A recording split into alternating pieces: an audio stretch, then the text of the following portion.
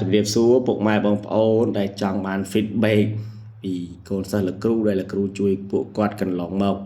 នេះឥឡូវយើងស្ដាប់ប្រសាសន៍របស់លោកនេក្រិនបន្តិចសិនណាបាទនេះប្រសាសន៍របស់នេក្រិនមួយទៀតមានគេឃើញចឹងណាខ្ញុំមិនដឹងទេប៉ុន្តែខ្ញុំជឿតែខ្ញុំជឿខ្ញុំកាត់ទៅក៏វាសំប្រកបអីចឹងវាមិនកាត់ភ្លាមទៅវាប្រកែប្រឹបអស់ចាប្រឹបអីដេញសងគេរួចទាំងអស់ទេប៉ុន្តែគាត់ថាខ្ញុំតាំងពីក៏ត្រាប់មកខ្ញុំកាត់សក់កាត់អីទៅមានគេអត់និយាយរកខ្ញុំនៅដល់គេនិយាយរកមានពីគេអត់ជួលខ្ញុំនៅដល់គេជួល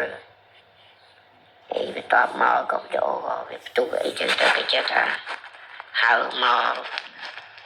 ផ្ទះគេអីចឹងទៅណាខ្ញុំប្រាប់ហេតុផលថាហ្នឹងគឺជាមិនលោកគ្រូព្រោះខ្ញុំស្គាល់គេម្នាក់ស្គាល់ម្នាក់ហ្នឹងគាត់ប្រាប់ខ្ញុំថាគាត់នឹងរកស៊ីលិចលង់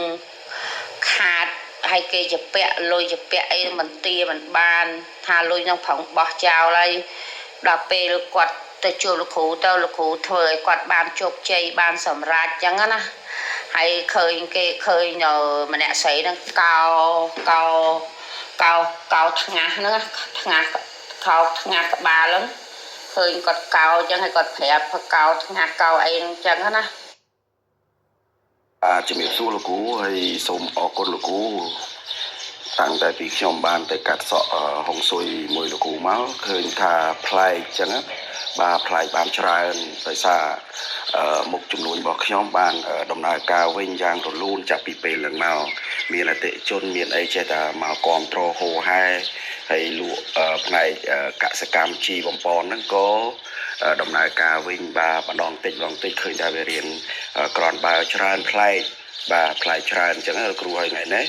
ហើយខ្ញុំចង់វេលុយទៅលោកគ្រូខ្លះអញ្ចឹងលោកគ្រូហើយ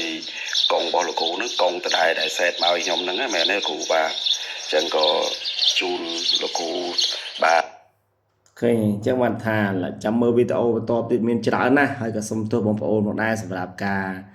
លើកយក feedback របស់បងប្អូនមកផ្សព្វផ្សាយដោយគ្មានការអនុញ្ញាតដោយសារតែមានមួយរយៈនេះមានបងប្អូនផ្សេងក៏ comment ទៅពីច្រើនណា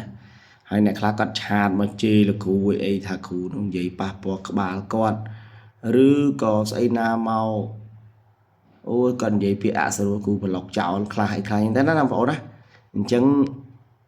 បានជាគ្រូលើកយក feedback នឹងមកទេអញ្ចឹងអធិស្ឋានសម្រាប់បងប្អូនហើយមិនមានតែប៉ុណ្្នឹងទេណាច្រើនណាស់ឥឡូវចាំខ្ញុំគុំវីដេអូនឹងបញ្ចូលគ្នាបងប្អូនចំណាយពេលស្ដាប់បន្តិចទៅអ្នកដែលចង់តាមដានជីវិតលោកគ្រូអរគុណ